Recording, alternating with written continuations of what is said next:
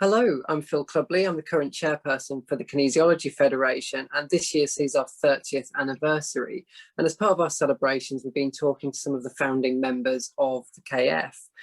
Today, we're going to be remembering Charles Benham, who passed away in 2003. So to help us remember him and talk about him are Gill Tarlington, who's the current head of Optimum Health Balance, which was created by Charles, and Daphne Willis, who is a good friend of his as well. Hello, both. How are you both doing? Hi, Phil. Fine, hello. Well, thank you.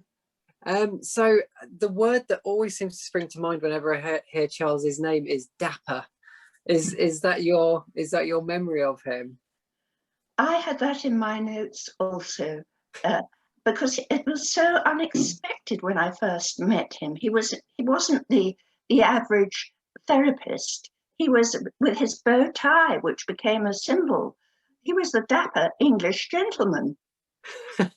Absolutely. I totally agree with you, Jill. And I remember his 80th birthday party that Rowena and Jonathan organised. And we all had to go dressed suitably. And everyone in the party looked absolutely dapper in honour of him. Yeah. Oh, that's amazing. Yes. Yeah. So he obviously... and Jill, oh, sorry. Sorry to interrupt, Phil, but at his funeral, Jill, when you hosted the reception afterwards at your house, you very kindly had a collection of his ties, his bow ties, and his cravats as well, so that for people to have. Yes, and so my husband fondly has one of Charles's cravats that we treasure, absolutely treasure. Oh, how lovely. I feel underdressed now. Would you like me to put up a photograph of him? Oh, yeah. And there's one of the bow ties. Yes, that is the typical man. I don't know whether you can see it all right. Yeah. Yes. So I think you were saying, Jill, that he was really into research. So where did Optimum Health Balance start for him? Do you know? Well, he was working in the Wickham Hospital, and I don't know, Daph may know, how did he come across Touch for Health, Daph? That, I'm sorry, Jill, I really don't know. I really don't know.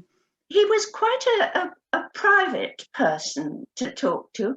He didn't talk about the past a lot. I knew, obviously, when he was living up here, I got to know a lot about his personal life, but we never went back how he went to that first Touch for Health conference, which grabbed him totally. And he started Touch for Health, which was probably only a weekend or two in those days, wasn't it?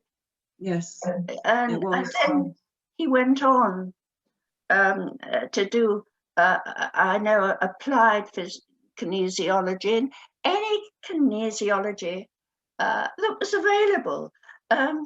And all these things together formed the melting pot from which Optimum Health emerged in the early 90s. By then it went. So Jill, did you meet Charles when he was already doing Optimum Health Balance and that's how you came in, or were you a Touch for Healther as well and you kind of joined him doing what he was doing?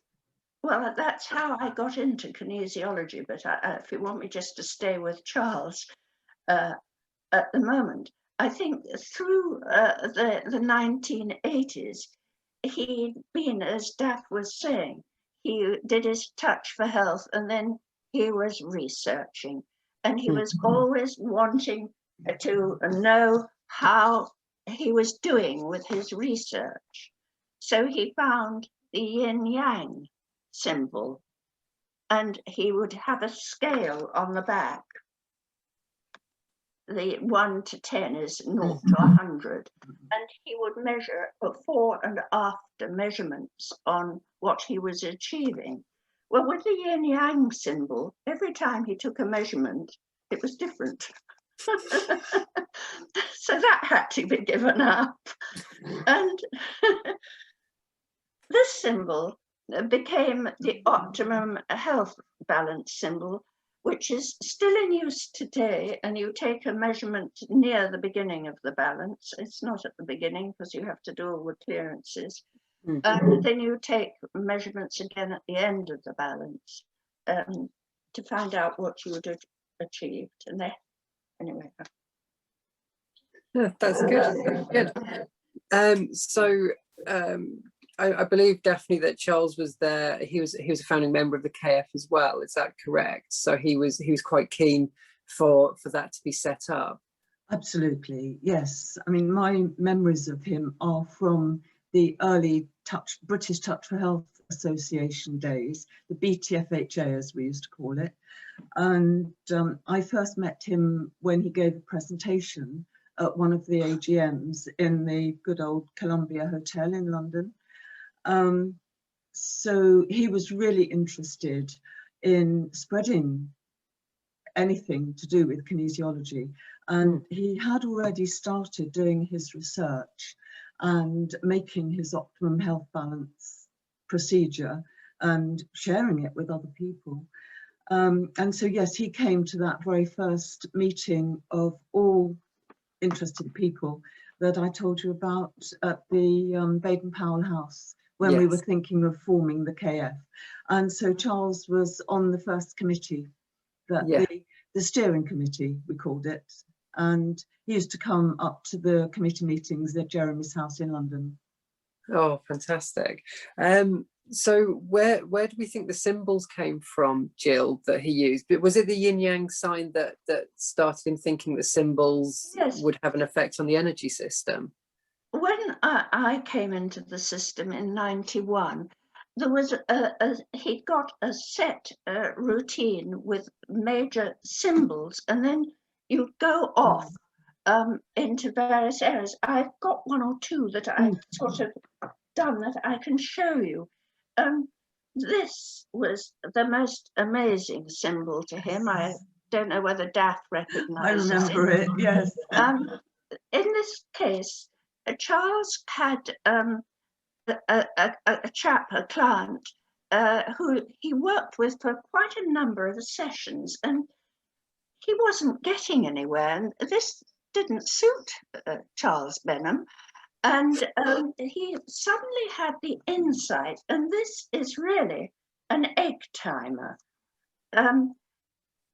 You've got the balance in the middle, and above you've got the over and under, and the balance area was control of one's life. And I've done this, and it's got this goes into verbal, and it's really got switching. It's got in the center bit, there are these 4 bits, which is I want to be in control of my life. I can be in control of my life. I shall be in control of my life. I will be in control of my life. And it's still to this day the card I find that I use with the most remarkable success, because it's all to do with switching, which comes in other systems, of course. And then the person repeats these while you muscle test.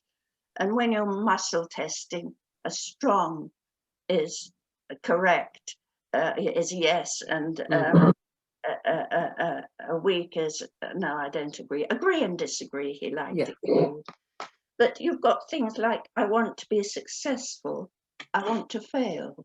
And these are all in people's unconscious. It's like the double-decker bus coming towards you. You drop everything and run. All the systems say so. But the system should reset if it hasn't run you over. And this is where these switches get stuck. I want to be happy. I want to be miserable. The opposite sides. I want to be free. I want to be bound. People say, what's bound? But that's why Charles did it. I want to be healthy. I want to be sick. I want to love. I want to be loved. I want to hate. I want to be hated. And then the final one, I want to live. I want to die, which we finish with. But they have such profound effects. I've even had a psychiatrist that a doctor brought me on the couch, and it was a friendly balance in the evening in my early days. And we went through this at the end. I hadn't taken a case history because the doctor was there. And it was probably my very early years. And at the end, being me, and I throw away my remarks, I said, that's a damn sight easier than the psychiatrist's chair. And of course, the laughter started. But that is the most profound thing. He brought me so many clients, and I still find it very powerful today. Do you remember success with that system not so long ago, Dad? Yes, I do. Yeah. So what are your memories of Charles? What was it like, you know, sort of working with him? Do you both have sort of a story or two that you can share about his sort of personality, his humour, the sorts of things he loved doing? I have a couple of a lovely story actually. I was very much in awe of Charles because he was this, you know, very regimented, very dapper, as we've said, gentleman, and he was a gentle man as well as being a gentleman. And I was always I felt very privileged to be with him at any event. And we were together one year, I can't remember the year, and then it was very early on in my kinesiology career. We were at a conference on Lake Garda in Italy, and there was one speaker who was very dry and kind of boring. And in actual fact, I thought, oh, I can't be doing this. And I snuck out, only to find Mr. Benham had also snuck out. And we kind of raised our eyebrows and grinned at each other. And then he went over to the coffee machine. And I, who was totally in awe of Charles and thought he wouldn't put anything remotely poisonous into his body, I looked quite aghast because I was dying for a cup of coffee, but I didn't dare go and get one, you know. And so he saw my face and he turned to me and he smiled and he said, Daph, I am unashamedly addicted to coffee. And so I thought then, oh my word, if Charles Benham drinks coffee, then it's okay, I can. I love coffee as well. All through the time I knew him, he always said, and don't you dare sneak in that addiction icon for coffee. I didn't know that, Jill.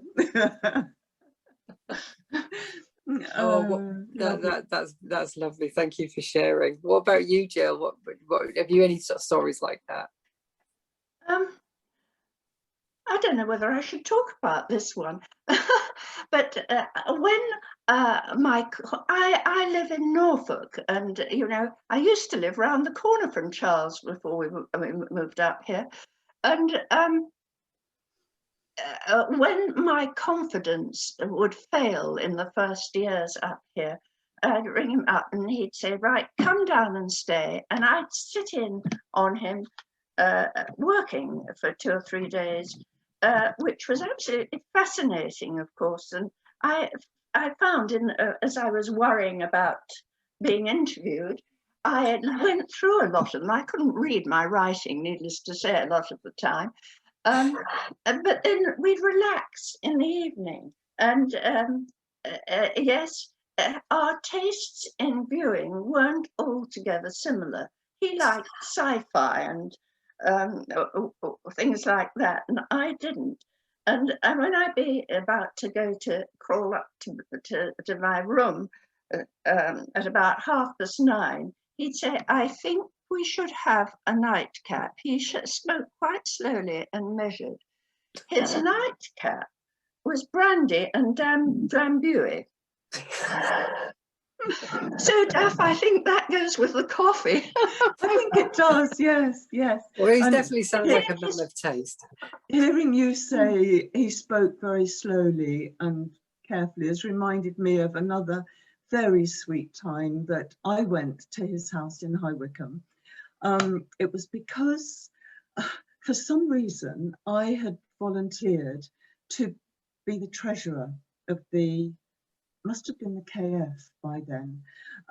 His lovely wife, Pat, had been the treasurer of the BTFHA. And then when everything changed, we had different people taking on different roles and so on. And the treasurer then of the KF gave it up. And for some reason I said, oh, I'll look after it. Well, my record keeping, I have to say, is somewhat scatty. There was nothing, no misdemeanors happened or anything. I mean, all the money was there and everything was fine, but I just got in such a muddle. And so Charles said to me, oh, come, bring the books up, Daff, and bring it all, and I'll help you sort it out. So he said, come and have lunch. So I arrived there fairly early on that day, and I said, can I just give these to you? Can I show you first?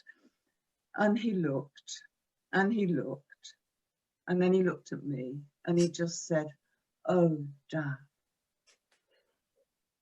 I think we should have lunch and then discuss it. Yes, yes, yes. And he took it over. Then he bless his heart, he said, look, Yes, I'll do this. I'll do this. Mm. Yes, I have memories of him when he was staying up here. He would sit in the garden in a lounge chair, and you could see him reading a magazine or something. And he was always muscle testing what he was reading. Was it correct? Everything he was muscle tested against upstairs, so to speak. And it's just triggered my mind to just mention about the icon system, which he had in the embryonic form in the 80s, but became, I understood people sort of saying, can you teach us what you're doing, Charles? They found it interesting. And when you think of Charles and icons, you have to go back. In wartime, he was out in India and he was on Morse code. Well, Morse code, you are interpreting letters and words. And therefore, it's not totally unreasonable that you should do a sidestep and these work with symbols, which interpreting vibrations of energy. And this is how he found it so simple. And then when you think about symbols, which he insisted should be called icons at some stage, and he would never divulge why. He'd just answer you, well, there are icons. And there wasn't a discussion. But the symbols, I'm losing the plot again. I'm sorry about this. I'll come back to it. I'm sorry.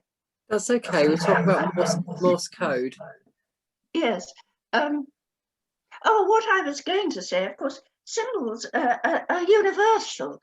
They've been with us from time immemorial, and you even look at it today. British Rail has a symbol. Everybody has a company logo. It's telling you something. And this is, again, what the vibrations of the icons is doing. I find that when clients have come to me, they're so set back by the finding that they're having their body is responding to them. Their body seems to know all about them, and you get this muscle change. And you know, as a practitioner, my job is the operator. They're having a job, their computer is tuning in with the icons, and they seem very profound.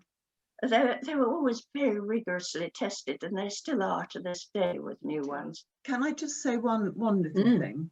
That really and truly, it's impossible for me to remember Charles without thinking about Joan Brownrigg as well. Me too. Me too. And have you heard about Joan, Phil? I haven't. No. Anything about Joan? She was one of the founder members of the Touch for Health Centre in Bognor, and she was of a similar age to Charles, and they just became great friends.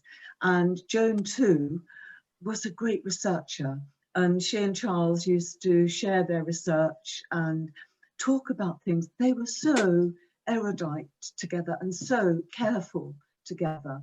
And just one funny little memory that I have of the pair of them. Joan came up on the train with me from Bognor one time to a Touch for Health AGM, and Charles had done one of his presentations, and he was talking about protection for yourself before you did a balance or any work with a client, and generally just protection for yourself. And again, this is in the very early days, and he was talking about pine and gorse batch flower remedies being a very good protection for anything. And this is quite symbolic, actually. He said you can do it with pine and gorse and a magnet, and he showed us how to put it on K27. I mean, this is probably, I'm going back a long time, and probably people will be raising their eyebrows now, but you could put your neutral touch on your K27 and say pine and gorse and a magnet, and do that, and you were protected, pine and gorse and a magnet. And coming home on the train, Joan and I said, that's really strange, you know, do you think it's real? Do you think it works? And so coming home in a reasonably crowded train, Joan said, well, let's try it, dearie. You know, she always said dearie. She was born in the Argentine, and she lived in the Argentine, and she spoke very precisely. So she and Charles were a super pair. Let's try it, dearie. And so there we were, doing the clearing first of all in the train carriage, and then we actually asked the body, can we protect ourselves with pine and gorse? And so we each did clearing and so on, so that we got yes. And so I tried it, pine and gorse and a magnet, pine and gorse and a magnet. And then Joan tested and said, was I protected? Was it permanent? And we got yes each time.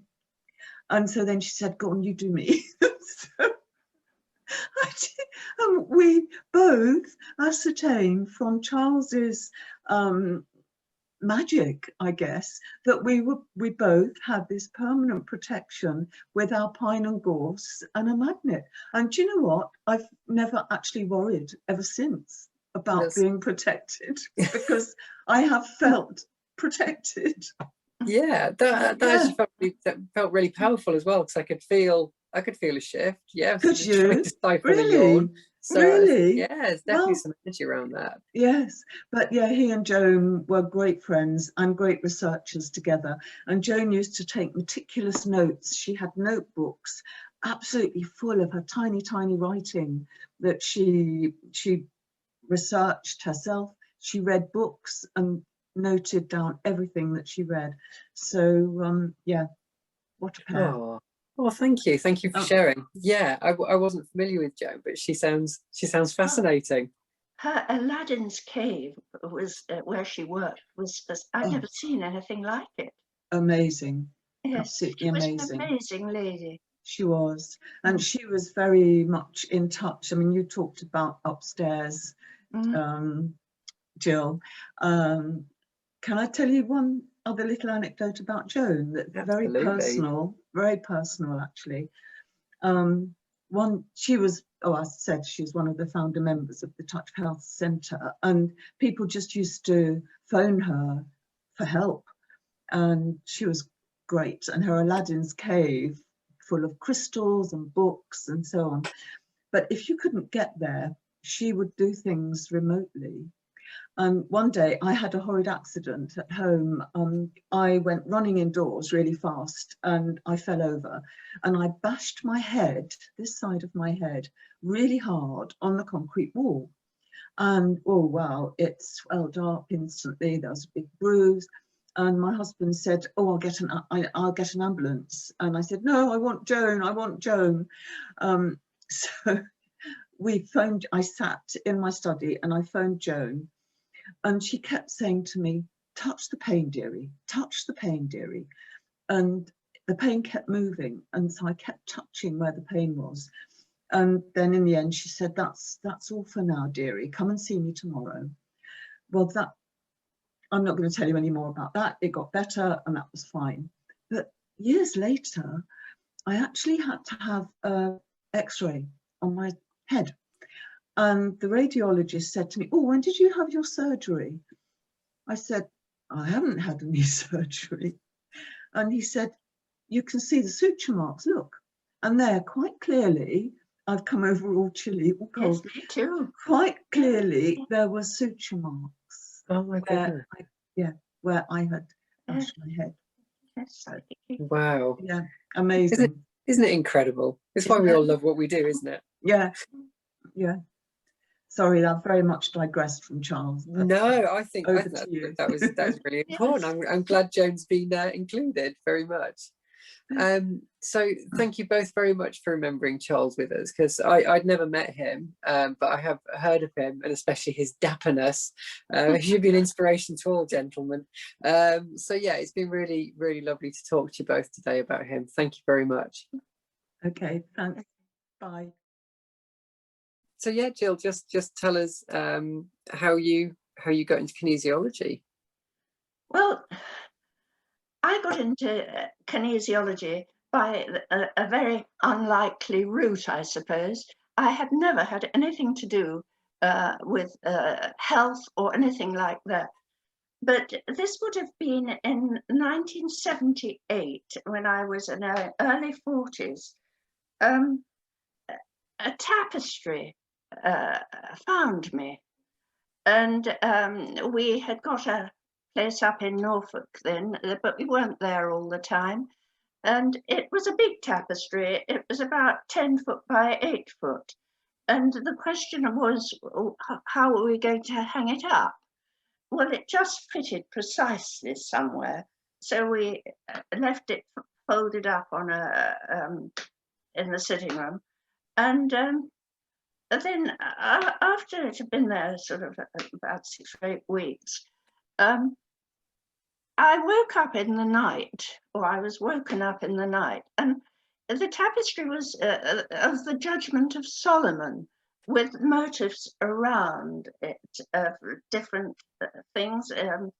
It's possibly very early one, and I was seeing bits of it.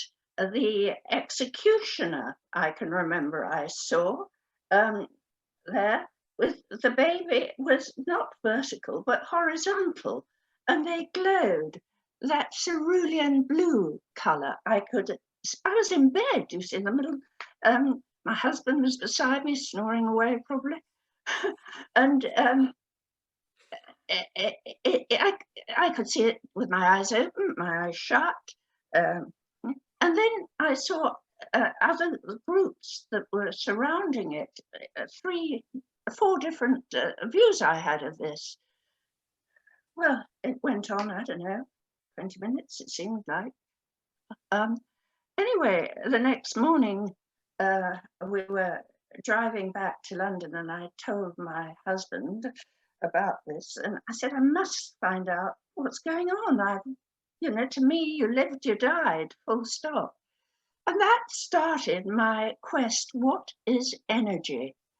And it led me to do courses. I remember one quite long course, about 4 weekends, the ecology of human energy, but I had learned to meditate, I did yoga, I did the lot. And then I found, it was after about 6 years, I found myself doing astrology, which I was addicted to for 10 years. And I did a training in astrological psychology. And then on these courses, I kept meeting this person who I'd also met socially up here, who'd say to me, "I'd love to give you a balance." And I thought, how very rude. You know, what's wrong with me up here? But she kept saying this. And in the end, she invited me to her home for lunch. And she got hold of my arm and said, "Say my name is Gill." And it stayed strong, and say it's weak. And then, you know, I'm a man, I'm a woman, and it knew I didn't have to do all this astrology and work it all out, which would take days, draw the charts up. You could go straight to the source.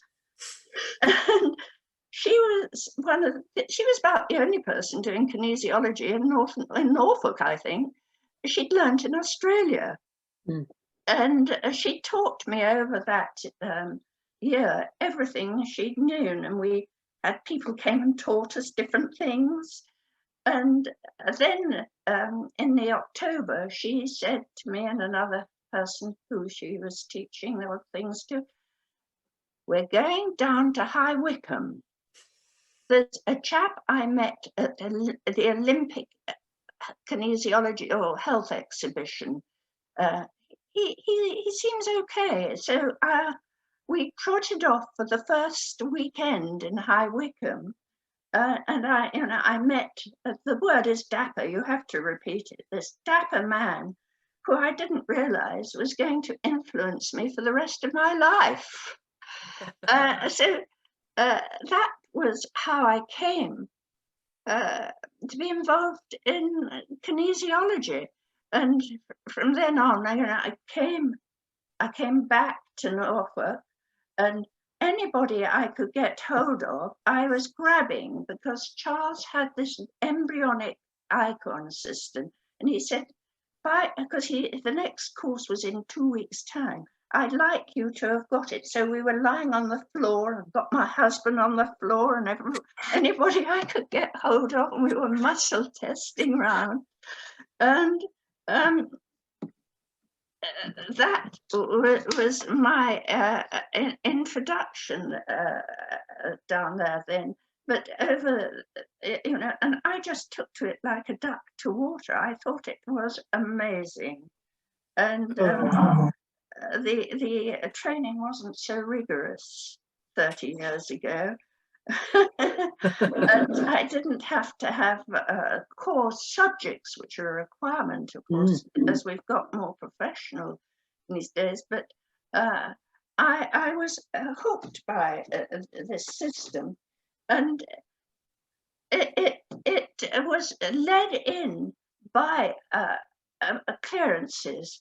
And the Optimum Health clearances, even in those days, were quite rigorous.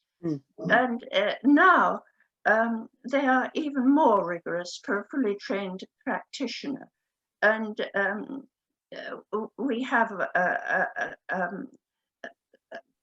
even incorporated foreign energy into it.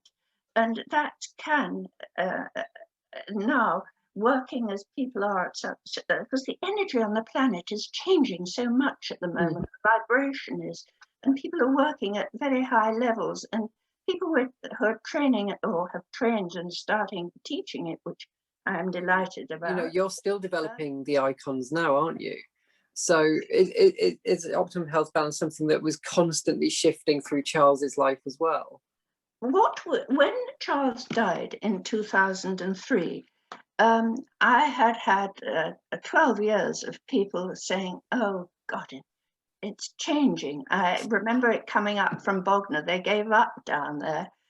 And so for the module, there are 10 modules in Optimum Health now. And from modules 1 to 6, we have taken the decision that we'll keep it without change. And the developments and changes when the care towards the end of the 90s required more days training. And there's some fantastic systems come in since then. It's been an amazing journey, amazing to work with. And teaching the system is actually so rewarding, because people, they don't need to have a medical background, a teaching background, well, they do, but it's a personal journey for them, even if they never use it professionally. They've had staggering life changes doing it. They've realized that they were not happy in the job they were doing, and it's just been so rewarding, helping people find a path in life that's meaningful. Yeah, because I was going to ask you, about what keeps you interested and enjoying it, but I mean, you sound like that is it. It's seeing it progressing and seeing people learning it. It's seeing it, and also having them on the couch and letting them have this conversation with their body, and the icons that come up, they can generally relate to, and it can throw the thread of a story. And Charles would like to do the clearances, do the balance, and then the client issues, because when a client comes, they usually, I say to them, how can I help you? And it all pours out. But usually it's a lot of symptoms, it's not the cause. And these icons are very good at finding the cause. So this part and the balance has to be gone through, and then you put in the client issues.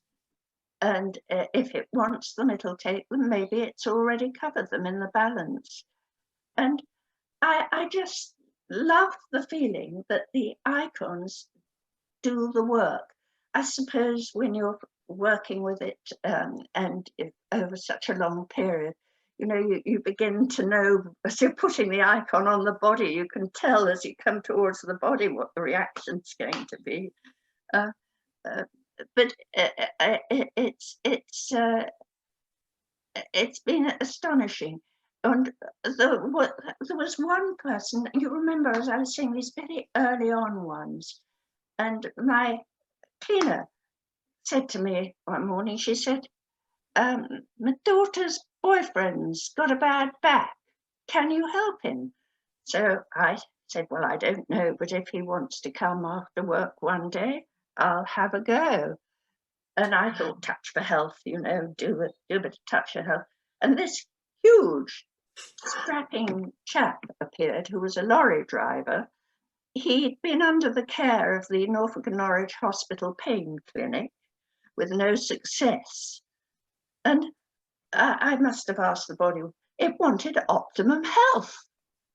Well, he got on the couch. It was jolly difficult getting him off the couch. He was in such pain. And he sat down, and I timidly said to him, well, if you find it's helped, I'm delighted to do this for you. There's no charge because, the connection and everything. Well, my cleaner came in the next week. She didn't say a word, and the week after, and she never said a word. But a year later, she came in and said, my son-in-law's back's gone again. Can he come and see you? I found, kinesiology was always bringing one surprises. There was another one, again, it goes back a long way. This chap came to me and said, I'm having nightmares about my dead father. He said, it's happening 2 or 3 times a week. Okay. So I thought, oh gosh, what do I do here? So I did the basic balance, which gets the body in its right state. And then I put I rang Charles and said, what do I do first? Oh, I think, or something after. And he said, well, just get him to think about it. So I did. And a month later, he came back and said, haven't had any bad dreams, you know. So I thought, that's marvelous. But he said, I've got another problem. He said, I'm terrified flying. So he said, we've got a flat in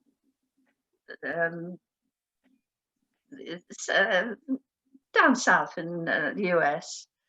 And so he said, can you help there? So I did something or other. And a few months later, he came back and he said, do you know, I even managed to go to the little room on the flight, and it got rid of those sort of things. You know, the routine balances you don't remember, but startling sort of things like that are recalled by the grey cells out here. But I think I need to show this. Can you see that? That is a card, part of the scan card, we call it, but it's a basic index which tells people what category they need to look in to find an icon. We've got the square ones are the structural type of things. The hexagonal are the chemical, the triangle, guess what, emotional, and whatever you call that is electromagnetic. And this is a combination. So when from the basic balance, you need to get more information, which you frequently do, you go to those categories. But sometimes then you want to know if you've got everything. So there is a priority one. Mm-hmm. There is also, it tells you if you need more information. So you can go, if you need more information, you probably go to here. If it's an intermittent problem, that's a fascinating one. If people, for instance, have headaches, and when you're balancing them, they come and they haven't got a headache. So you challenge the headache icon and there's no reaction, but you put the intermittent on and there you've got it. It's so simple. And if there's a link or more links, it'll tell you when you find where it is. Sometimes you need to regress. And I have to say it can go beyond the current lifetime. Sometimes it's just a plain time involvement. But that is the very simple part of the scanning that you can do. It's made user-friendly. And here is a bit of, I got it the right way up. This is the chemical part that I've blown up a bit. You see, that side has no icons, no writing on it. This side has the writing on it. So you put the side without the writing on the body, because that would confuse it. It's like a double negative. And you just scan across the side with the writing, and you get a change in muscle response when you're over the icon that's relevant. Oh, I take the easy way in life, you know. It sounds brilliant. Yes, it is. And then, do you want me to go on or shut up? Oh, please do. Yeah. Okay. No. Oh, yes, here's quite a good one to look at. I don't know whether you can see it if I just run up it, but it's the body systems. There are 10 body systems, and this is the skeletal system.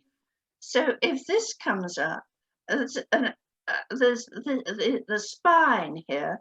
You can put the person's finger on, say it's a vertebral displacement, on that icon, and it's against the body, and then you will run your finger down here and you'll get the changes where the discs are out.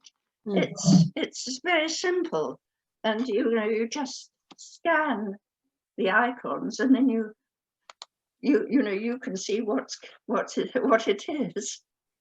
Lovely. How do you, so once you've found out what it is, how do you do the balance? How do you correct that once you found that?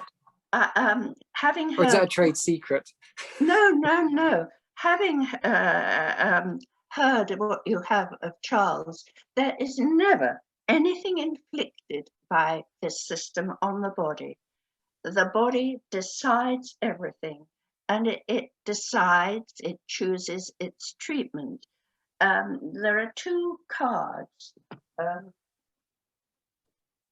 Here is, I don't know, it's got a cover on, you may not be able to see it. That is a page of icons, and it might choose one of those. Or it might want an energy treatment, and there's another page here which you choose the energy treatment, and then the practitioner has to know how, you have to learn how to do those. But it isn't, nothing is inflicted on the body, it's all choice. And yes, then you recheck everything, see if it's changed, and you deal with it if it hasn't. That's brilliant. Oh, yeah, I like that a lot. It's a fun system. There's also at the end, being Charles, of each page an other icon, and the other icon can mean it's something in a category, whatever I had these, that we haven't got in the system, or it can be something we don't know about. But it'll give you permission to lock it in, and because the body knows about it, it can deal with it. Bodies are amazing, aren't they? Oh, and Charles, in his introduction to the first manual, writes, he writes very old English. It's quite complicated. The primary conceptual basis of optimum health balance is that the human body is a living, breathing, walking, talking biocomputer, which is on the one hand vastly more complex, while on the other hand wonderfully more simple than its electronic counterpart. And he goes on, he says, the scientists say that we access only about 9% of what's up here. The remaining 90% being in the unconscious, which stores everything about us.